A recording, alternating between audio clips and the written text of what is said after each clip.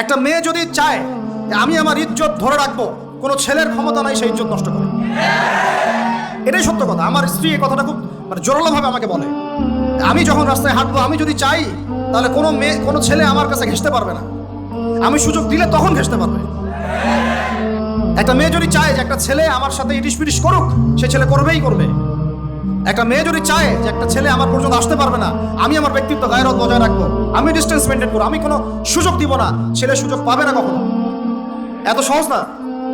সর্বোচ্চ তখন কি করতে পারে, ধরে 10 জন মিলে ধরে ওকে জোর করে তার সাথে কিছু করতে পারে। ওরকম কিছু করলে তো আল্লাহর গজব নেমে আসবে। ওই যে সারা আলাইহিস সালামকে তুলে নিয়ে গিয়েছিলেন একটা বাচ্চা, মনে নেই আপনাদের? সারা আলাইহিস সালামকে একটা বাচ্চা এরকম উঠাই নিয়ে আসছে।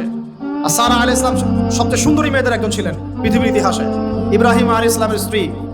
তখন তিনি হাত বাড়াচ্ছে তার দিকে ধরার জন্য, আর সারা আলাইহিস সালাম তখন বলছে, দাঁড়ান, আমাকে 2 রাকাত নামাজ পড়তে দেন।